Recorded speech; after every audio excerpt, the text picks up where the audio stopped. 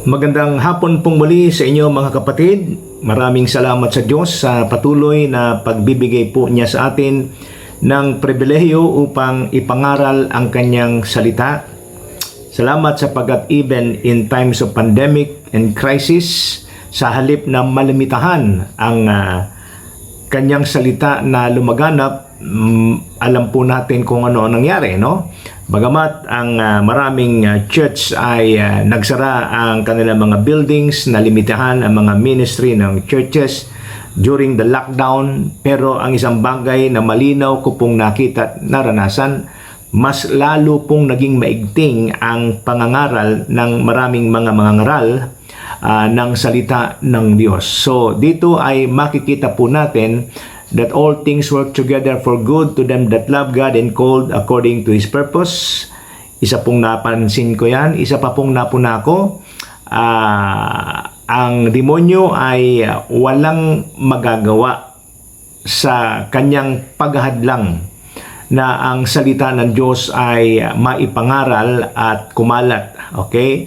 Upang mas lalong marinig ng maraming tao sa sanlibutan. Okay, our churches might be closed, the building, okay, our church building might be closed ng mga nakaraang panahon.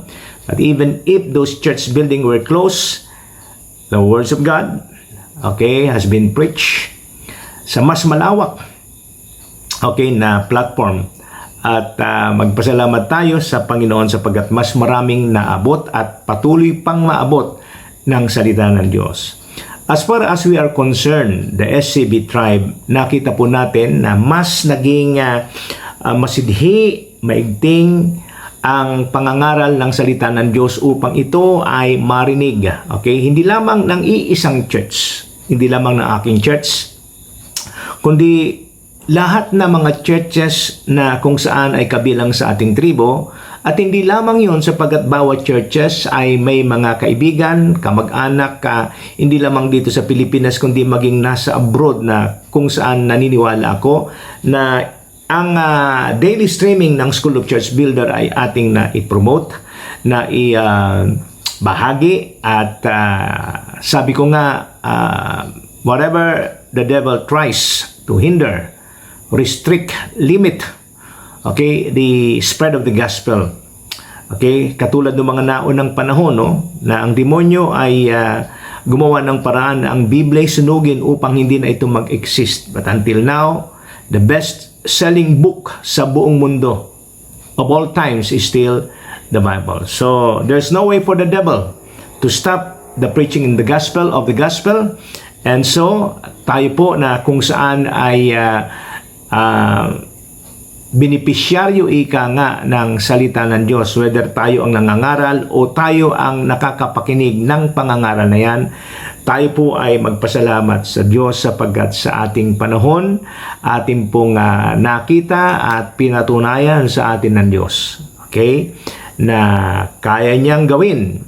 Okay? Yung sinasabi sa kanyang salita, na kung atin daw pong hihingin sa Kanya, Lord, give us our daily bread. Whether in crisis or not in crisis, God is able to deliver within your houses the fresh manna from heaven. And today, samahan po ninyo ako upang ating ipagpatuloy yung ating pong series study, Securing the Power to Make Wealth.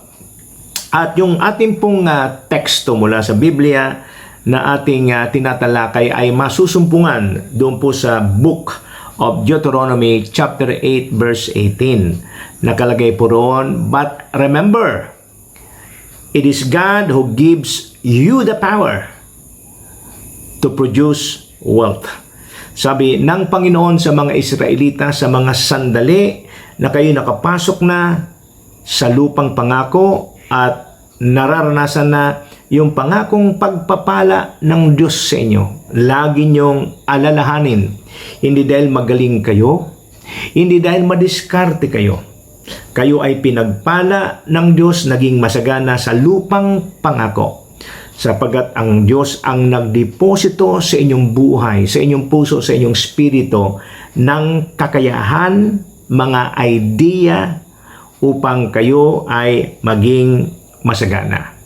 So, in this series study about securing the power to make wealth, mayroong tatlong main points na po akong tinalakay.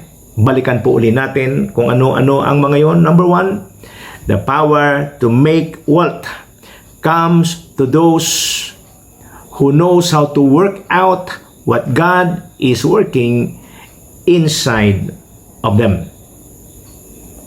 So, if we listen to the Word of God, God spoke to us, the word that we receive creates that hunger and desire to do what the Word tells us to do. If we will obey, move with that desire, you are working out what God is working inside of you. Okay? So that will lead you to what? The ability to produce wealth. The second is the power to make wealth comes to those whose life, okay,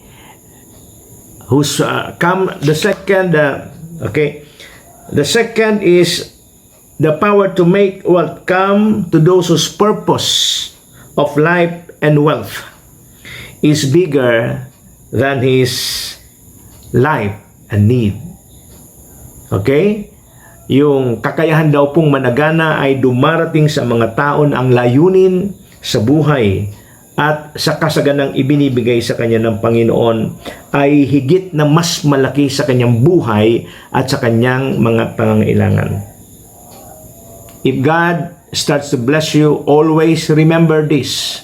God has a purpose for it. Hindi po para personal nating matikman lamang, tayo lang ang makatikim o makinabang sa mga kasaganaang nakahanda sa atin. God has a purpose for that. Okay?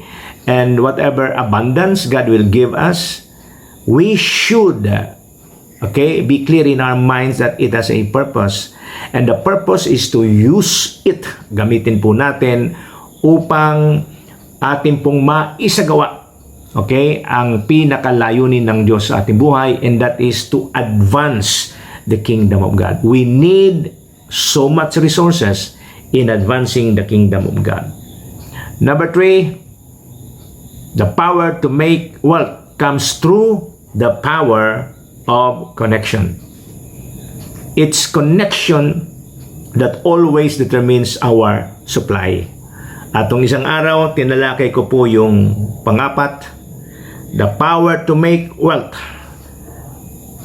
comes from God's desire to bless His tested chosen.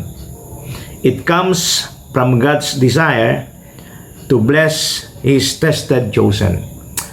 Balikan ko lang po uli sapagkat marami po akong gustong liwanagin, idagdag at i-clarify dito po sa number 4. The power to make wealth comes from those, from God's desire to bless His tested chosen.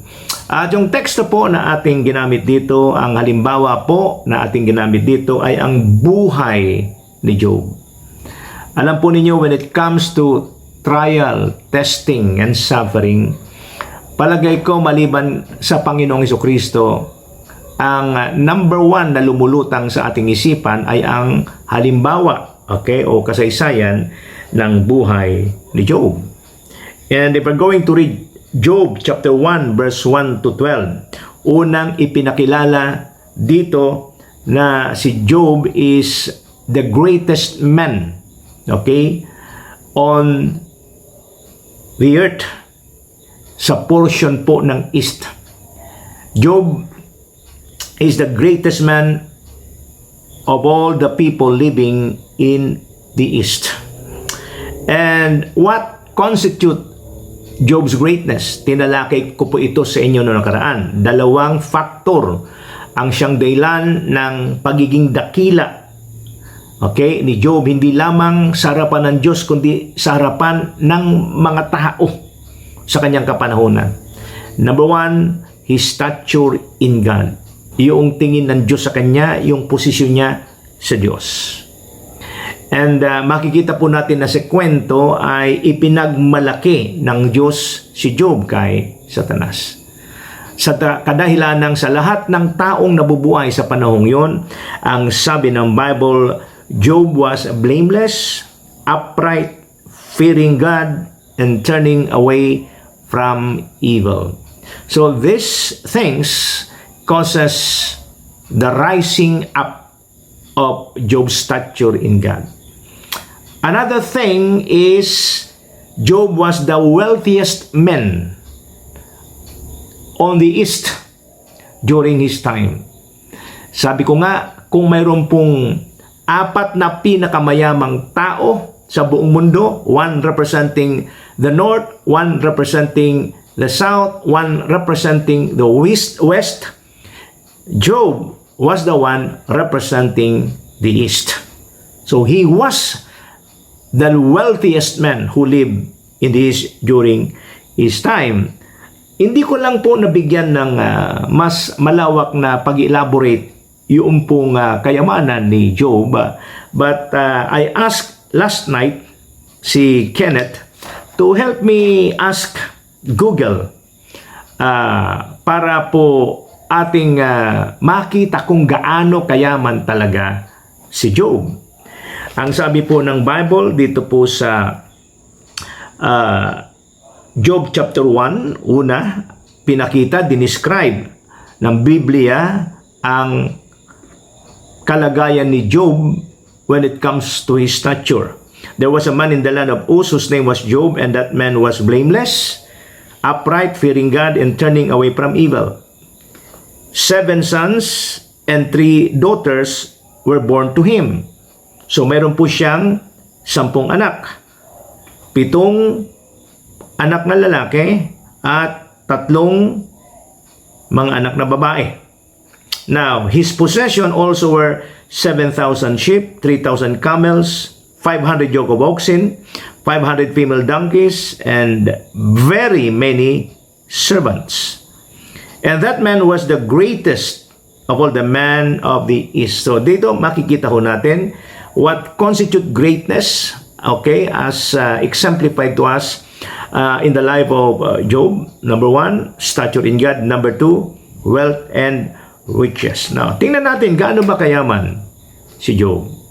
Ang sabi po rito, una, nagpapasalamat ako kay Brother Kenneth for helping me na talagang ma-translate sa atin, no, sa ating presenting currency kung gaano kayaman si Job. Sabi, meron siyang 7,000 tupa. And according to Uncle Google, mali po yung aking pong research. Kahapon, nasabi ko lang $200, pero okay, sa research po ni Kenneth, okay, bawat tupa ay nagkakalaga ng $400.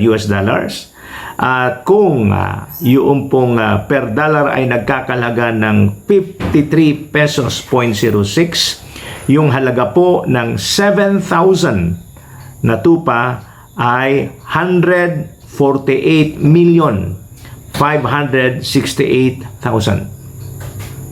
So doon pa lamang sa tupa, ang kayamanan na ni Job ay 148,568,000. Pangalawa, ang sabi po sa ating binasa, mayroon po siyang 3,000 kamelyo. At ang alaga raw po ngayon ng bawat camel ay $5,000. So kung ang $5,000 ay ang per dollar ay nagkakalaga ng 53.06. Okay? Yung pong 3,000 kamelyo ay nagkakahalaga ng 795,900,000. Mayroon pa na tinukoy dito, mayroon daw po siyang 500 oxen. Okay? Ito po ay ginagamit sa pagsasaka. Bawat isang oxen, parang baka ito, nagkakahalaga ng $3,000. At yung 500 oxen, okay, ay kung nagkakahalaga ng 3,000 US dollar, yung pong halaga ng 500 oxen ay nagkakahalaga ng 79,590,000. And then lastly, yung donkey, mayroon po siyang 500. Okay, na donkey. At ang bawat donkey ay nagkakahalaga rin ng 3,000 US dollar. So sa donkey po, mayroon po siyang ari-arian o katumbas na 79,590,000. Kaya kung ating pong pagsasama-samay ng halaga ng sheep, camel, oxen, donkey, alam po ba ninyo yung halaga ng kayamanan ni Job? Okay? Sa mga alagang hayop na ito po ay nagkakahalaga ng 1,103,648,000. So kung si Job po ay nabubuhay sa ating panahon at napanatili po niya ang bilang ng mga tupa, kamelyo, oxen at donkey. Sa mga alagang hayop pa lamang po niya, siya po ay bilyonaryo na. Siya po ay bilyonaryo. Sobrang yaman, pero sa kanyang pagiging sobrang yaman, napanatili po niya yung stature in God. Maraming tao ang nagsasabi na mahirap managana, mahirap yumaman sapagkat in the process, okay, of becoming wealthy, of becoming rich, hindi mo samahan ng monkey business ang iyong negosyo o pinagkakakita. Job as an example of a man, okay, na napanatili niya ang kanyang katuwiran sa harapan ng Diyos, ang kanyang stature sa Diyos. And at the same time, siya po ay napakayaman. Isang katotohanan na ngayon ay ating nakita. It is possible to live in right standing with God and at the same time, tayo po ay nananagana. Now, alam naman po natin ang nangyari. Okay? That because of cosmic war, mayroong labanan in the heavenlies between God and Satan. Kasi ipinagmalaki nga ng Diyos si Job kay Satanas. Ang sabi ni Job, kaya lang naman naglilingkod sa iyo si Job kasi pinagpapala mo ng sobra-sobra. Subukan nating tanggalin ang heads of protection mo sa kanya. Ayaw ko kung hindi kanya isumpa.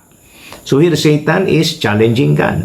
And God said to Satan, alright, gawin mo ang gusto mo, pero hanggang dito ka lang. Hindi mo pwedeng hawakan. Do not touch the life of Job. And so, nakita na po natin yung pong simula po ng pagsubok sa buhay ni Job. Nuulit ko lamang po ito mga kapatid. And kahapon ay 4 lang na entry point of his trial. Pero nung balikan ko, okay, sorry po sapagkat nakita ko at na-realize ko, 5 po pala. 5 ang entry point ng pagsubok ni Job. Okay? The first entry point of Job's trial is the destruction of his business empire. The destruction of his business empire. Mababasa po nyo yan sa Job, chapter 1, verse 13 to 19. Sapagkat habang nagkakasiyahan ang mga anak ni Job, isa-isang dumating ang mga alipin o mga servant na nag-aalaga ng mga hayop na pag-aari ni Job at inireport kay Job yung pong mga pangyayari na naging dahilan kung bakit nangawala po ang mga alagang hayop na siyang pinakakayamanan po ng mga tao nung araw pong yun. So the first entry point of his trial is his worldly, is the destruction of his business empire. The second is his worldly children. Yan po ang tinalakay ko sa inyo. It is found in Job chapter 1 verse 4 to 5. Third is his health problem. Mula bumbunan hanggang talampakan, natadtad po ng bukol si Job. Number 4, yung kanyang immature wife. Ang sabi po ng kanyang asawa, Job, ano ka ba naman? Hindi mo pa ba tatalikuran at isusumpa ang Diyos mo?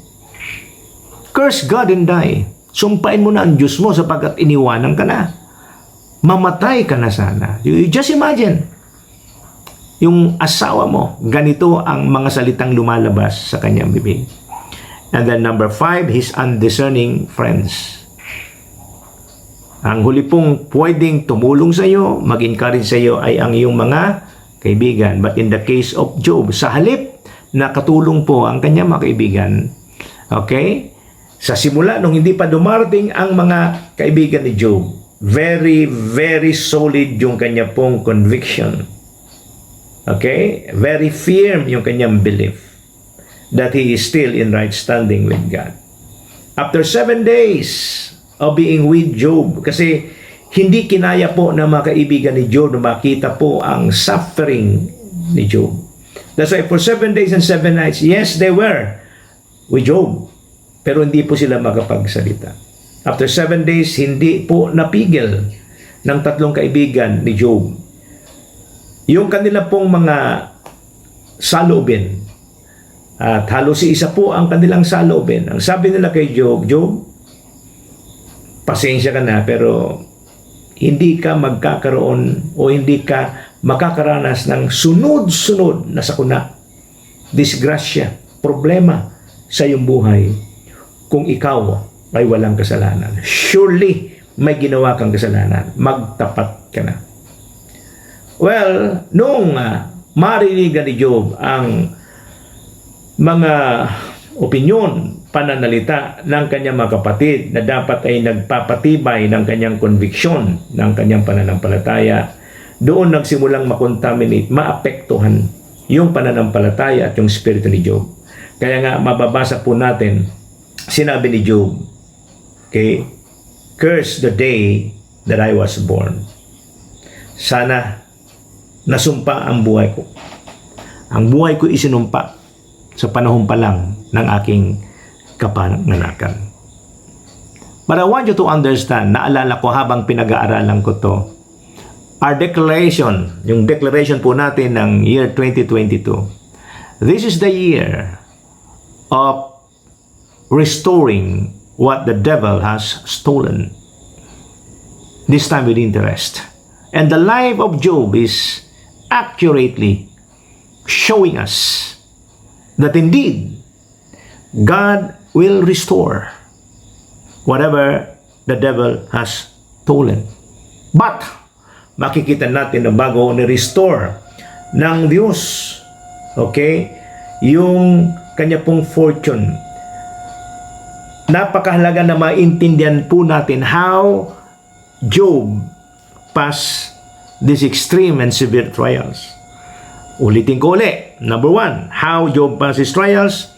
His initial response to his extreme trial is worshiping God. As sabi ng Bible, right after the news about those destruction of his business empire, about the death of his worldly children, about what happened to his health, about the curse coming from his immature wife, about his undiscerning friend, the Bible says, Job arose and tore his robe and shaved his head, and he fell to the ground and worshiped. At sabi rito, he said, naked I came from my mother's womb, and naked I shall return there. The Lord gave, and the Lord has taken away. Blessed be the name of the Lord. Grabe, napakatindi ng suffering, ng trials.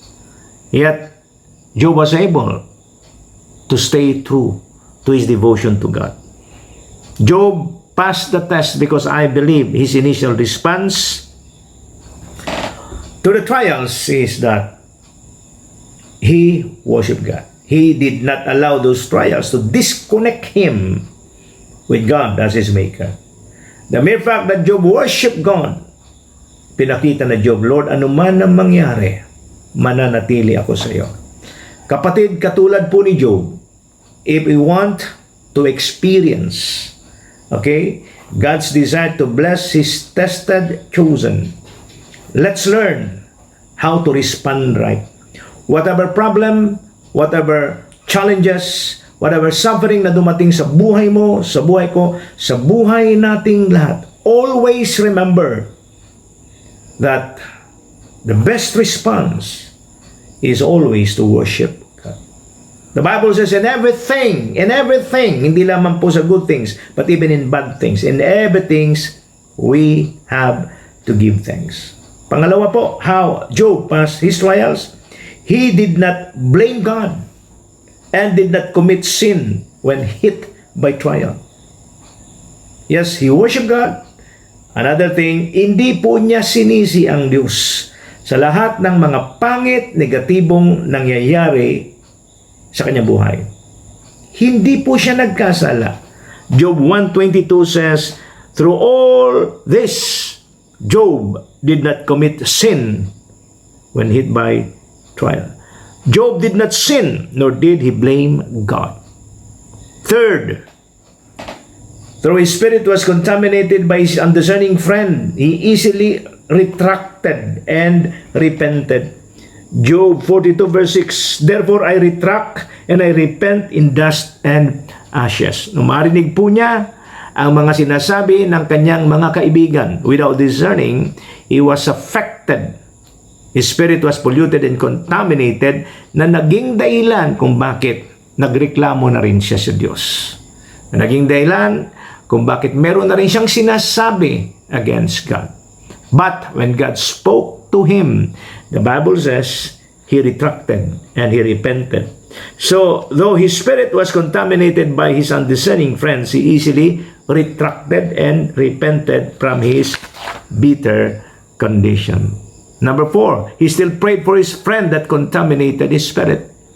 God's wrath was stirred up against his three friends. And God said to Job, pray for them.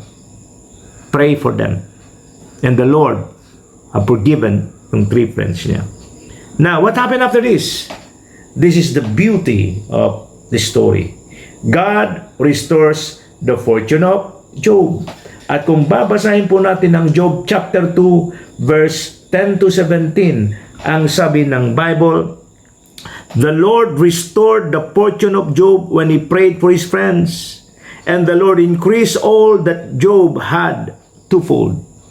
Now, kung in-increase ng Panginoon ang pag-aari ni Job ng doble, yung kayamanan niya pa lamang mula po doon sa mga alagang hayop ay nagkakahalaga na ng okay, 1 billion. Okay? 1 billion.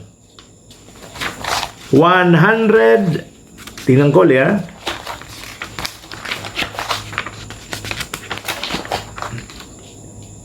Kung ang mga alagang hayop ni Job bago dumating ang pagsubok, yung halaga ng tupa, kamelyo, oxen, and donkey ay nagkakahalaga ng 1,103,648,000. If the Bible tells us that the Lord increased all that Job had twofold, mga kapatid, more or less 2 billion. 2 billion. Dinobli ng Panginoon. Yung pong nawala pong kayamanan ni Job during the trials, during the sufferings. Hallelujah! God is the God of restoration. Patuloy at patuloy nating ideklara ang prophetic word that year 2022, regardless of what will happen sa buong mundo, even if there are crisis after crisis, if you and me will still live in kingdom economy, pamuhay po tayo sa kingdom economy if we're going to follow, okay, the principles and the procedures of the kingdom of God. We will not be affected by whatever crisis na dumating sa atin, Why? Because we will be sustained by kingdom economy. If Job experience na madoble po yung nawalang kayamanan, ang sabi ng Bible, sa mga huling sandali ng buhay ni Job, mga kapatid, ang sabi po ng Bible, dinoble ng Diyos. Okay? Dinoble ng Diyos. The Lord increased all that Job had twofold. Then all his brothers and all his sisters and all who had known him before came to him, and they ate bread with him in his house, and they consoled him and comforted him for all the adversities that the Lord had brought on him. And each one gave him one piece of money, and each a ring of gold. And each one gave, sabi dito, the Lord blessed the latter days of Job more than his beginning. And he had 14,000 sheep. Dati, 7,000 lang. Sabi, 6,000 camels, dati 3,000 lang. Sabi, 1,000 yoke of oxen, dati 500 lang. And another 1,000 female donkeys, dati 500 lang. He had 7 sons and 3 children. Yung mga nangamatay niyang anak, 7 lalaki, 3 babae na nangamatay because of being worldly, pinalitan uli ng Panginoon ng 10. And I'm sure, pati yung asawa na kung saan siya ay sinusumpa, iniwanan siya. But God gave him another wife na nagindi lang kung bakit nagkaroon uli siya ng 6 na anak. Ang sabi rito, after this, Job lived 140 years, and so his sons and grandsons 4 generations. And Job died an old man and full of days.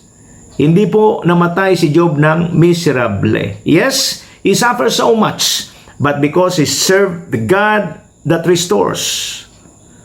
His maker is the one who restores everything what the devil has stolen. Mga kapatid, makakaasa po tayo sa presenting panahon, yung Diyos na kumilos po sa buhay ni Job. Mga kapatid, yan din ang Diyos na kikilos sa buhay mo at sa buhay ko. Huwag po tayong matakot, huwag tayong mag-alala.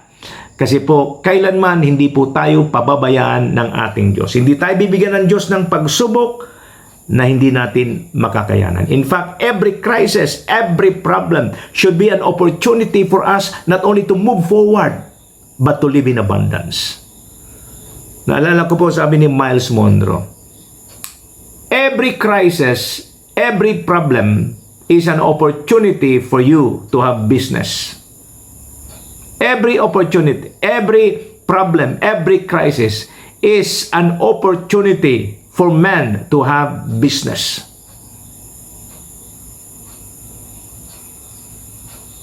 Yes, it's true. Halimbawa, bakit nauso yung mga fast food? Jollibee halimbawa. Kasi ho, kung kayo po'y nagtatrabaho, wala po kayong baon, at mananghalian kayo kakain, mahirap pong maghintay ng 15 to 20 minutes para po kayo ay kumain. Time consuming yan. Pero ang mga nakadiscovery po ng mga fast food, naisip nila maraming tao ang laging nagmamadali. That is why they discovered the solution, fast food. Kaya nga po, ang mga tao maski busy, maski abala, still, these fast food owners provided solution to the problem of people na laging nagmamadali. Maraming kwento patungkol dyan. Lahat halos ng mga nagtagumpay na negosyo, ito po'y resulta ng solusyon sa dumating na problema. So, whenever there is trials, ang sabi ng Bible, consider it pure joy. Consider it pure joy. I-consider po natin, ituring po natin kagalakan ito. Sapagkat ito po ay merong magandang patutunguhan na tayo po ang makikinabang.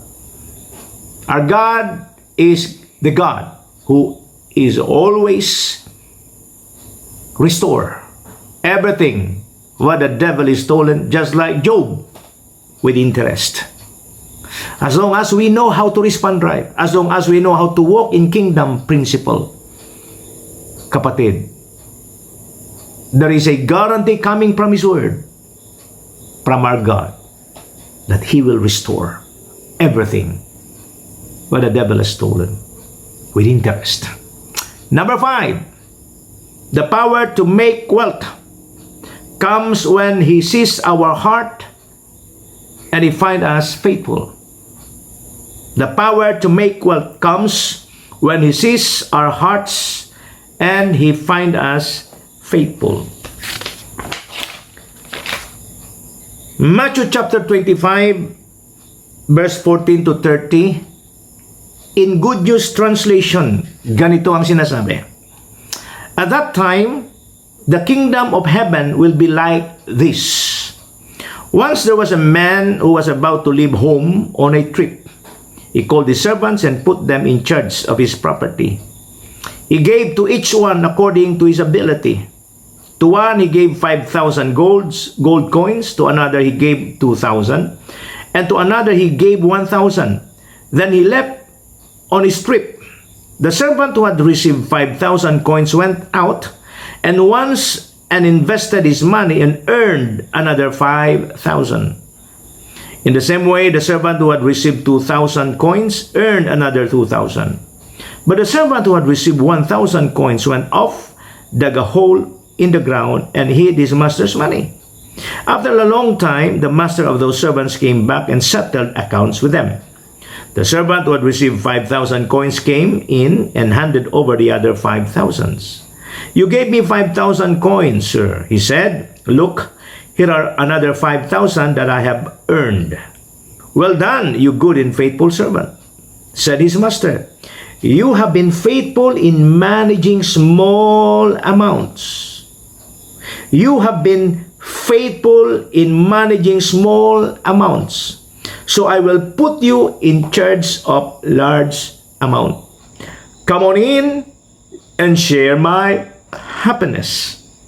So I want you to understand this kingdom principle. Pag ikaw ay napagkatiwalaan ng Diyos, ng maliit na bagay, naging tapat ka, God will multiply whatever you receive from Him. As long as you become faithful and you use it accurately, God will increase it.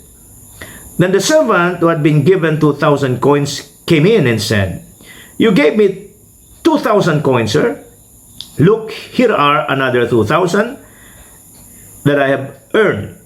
Well done, good and faithful servant, said his master. You have been faithful in managing small amount, so I will put you in charge of large amount. Come on in and share my happiness. Then the servant who had received 1,000 coins came in and said, Sir, I know you are a hard man. You reap harvest where you did not plant, and you gather crops where you did not scatter seed. I was afraid, so I went up and hid your money on the ground. Look, here is what belongs to you. You bad and lazy servant, his master said. Did you that I reap harvest where I did not plant and gather crops where I did not scatter seed? Well then, you should have deposited my money in the bank, and I would have received it all back with interest when I return. Now take the money away from him and give it to the one who has 10,000 coins. For to every person who has something, even more will be given, and he will have more than enough. But the person who has nothing, even the little that he has will be taken away from him. As for this useless servant, throw him outside in the darkness. There he will cry and gnash his teeth. Alam mo, sa mga huling talata na aking binasa, ipinaliwanag dito bakit mayroong mga taong mayaman na yumayaman pa. At bakit mayroong mga taong naghihirap na nga, lalo pang naghihirap. Kung atin pong ititrace ang ugat ng ganitong problema, ito po ay yung pamamahala ng may katapatan sa anumang mayroon tayong tinanggap sa Diyos. Hindi na pinag-uusapan dito kung malaki o maliit. Ang pinag-uusapan dito, tapat ba tayo sa pangangasiwa ng mga bagay na ibinigay ng Diyos, malaki man o maliit. Sapagkat kung tapat po tayo, maski maliit yan, God is able to multiply it. Kaya nga po, the power to make wealth, according to the scripture, comes when God sees our hearts and He finds us faithful. You see, faithfulness is one of the attributes of God. that He wants to see in us. We want to live in abundance. The first thing God wants to see in our hearts is faithfulness, regardless of our condition in life. Maraming mga tao, maging Kristiyano, nagsasabi, palagay ko magiging tapat lang ako kung wala po akong pangangailangan. Palagay ko magiging tapat lang ako kung sobra-sobra ang aking kayamanan. No, mga kapatid. Maraming mga tao, sobra ang kayamanan, sobrang masagana sa buhay, pero hindi rin tapat sa Panginoon. Kaya naman ako hindi nagtatapat kasi sobrang hirap ko. Hindi na naman pwede na ang kahirapan ang maging dahilan o pangangatwiran mo, pangangatwiran ko upang tayo ay hindi tapat. So the first issue sa buhay ng isang tao, lalo na ng isang mananampalataya, if we want to secure the power to make wealth, the issue that needs to be settled is our faithfulness. Because faithfulness is one of the characteristic or nature of God that God has put in us. Lamentation 3:22 to 23. It says, "The Lord's loving kindness indeed never cease, for His compassion never fail. They are new every morning. Great is your faithfulness." Great is your faithfulness. Deuteronomy 7:9. "Know therefore that the Lord your God, He is God, the faithful God, who keeps His covenant in His loving kindness to 1,000 generations with those who love Him and keep His covenant." This is the character of God. This is the nature of God. He is faithful. And God wants to see in us that faithfulness. Because faithfulness is what will open abundance. Faithfulness is the one that will open a dimension of abundance sa buhay mo at sa buhay ko. At inaasahan ng Panginoon sa bawat tao, great or small, mayaman o mahirap. Inaasahan ng Panginoon na tayo ay maging tapat sa Diyos sapagkat ang Diyos na ating pinaglilingkuran ay tapat. Meron po ako narinig before mula sa isang mananampalataya, ang salitang tapat. T-A-P-A-T. Pagbalib-baliktarin mo man, tapat pa rin. And so, don't pursue abundance. Don't pursue wealth and riches. Pursue faithfulness. Pursue holiness. Pursue faithfulness. Why? Because the faithful will be rewarded with blessings. The faithful will be rewarded with blessings. Proverbs 28 verse 20. A faithful man will abound with blessings. A faithful man will abound with blessing. But he who makes haste to be rich will not go unpunished. Siya na nagmamadali na managana. Siya na magsushortcut sa kasaganaan.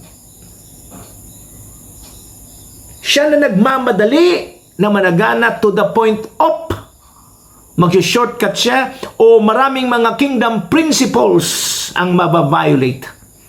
Maaring for a time, imaman siya, pero tinitiyak ng Diyos.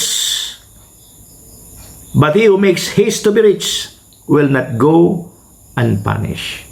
Tinitiyak po ng Diyos na tapat sa kanyang pangako dahil tapat ang kanyang kalikasan. Tinitiyak niya ng lahat ng yumaman nang hindi dahil sa katapatan, tiyak na siya ay mapaparusahan.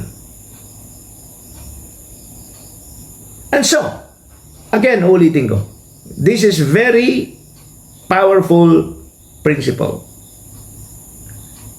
You want to get rich. You want to live in abundance. This is very important, mga kapatid. The fifth principle of securing the power to make wealth. The power to make wealth comes when He sees our hearts and He finds us faithful. We are going to study the portion and destiny of the faithful. The portion and destiny of the faithful. Let me read Matthew 24:45 to 47. And it says, "Who then is the faithful and sensible slave whom his master put in charge of his household to give them their food at the proper time? Blessed is that slave whom his master finds so doing when he comes. Truly I say to you that he will put him in charge of all his possession." Who then is the faithful and sensible slave whom his master put in charge of his household? God wants to give us the privilege of handling abundance. But this verse asks that question: who is qualified to become God's stewards of His abundance? Who then? Anong klaseng tao ang hinahanap ng Diyos? Anong klaseng katangian ang kinakailangang makita ng Diyos? Well, the scripture says He is looking for faithful and sensible servant. Next week, tatalakayin ko the portion and destiny of the faithful according to Matthew 24:45 to 47. Let us pray. Father, we thank you for your goodness and for your faithfulness. We thank you for your word that gives us the assurance. Kung kami lalakad lang, Panginoon, sa iyong prinsipyo, kung kami lalakad lang sa iyong katuwiran, Panginoon. Just like what Jesus said in the book of Luke, it is the pleasure of the Father to give to us the kingdom. Kagalakan ng Ama na ipagkaloob sa amin ang lahat na nasa karya ng Diyos. And that includes abundance. So that managana rin kami sa paggawa ng mabuti. We can only abound in doing good works if we know how to attract that abundance. Of course, Lord God, you're teaching us that we should never pursue abundance. We should never pursue money. What we need to do is to pursue faithfulness. What we need to do is to pursue fulfilling our purpose. What we need to do is to pursue holiness, to walk in righteousness. According to the scripture, the faithful man will abound with blessing, but he who makes haste to be rich will not go unpunished. Help all of us, O God, to become faithful. Do not make us like those people who wanted to be in haste to be rich. We want to enter your abundance, God's way, God's time, God's principle. This is my prayer for all of us, O God, for all of us who are watching, listening to this streaming. In Jesus' mighty name. Amen. See you next streaming. God bless us all.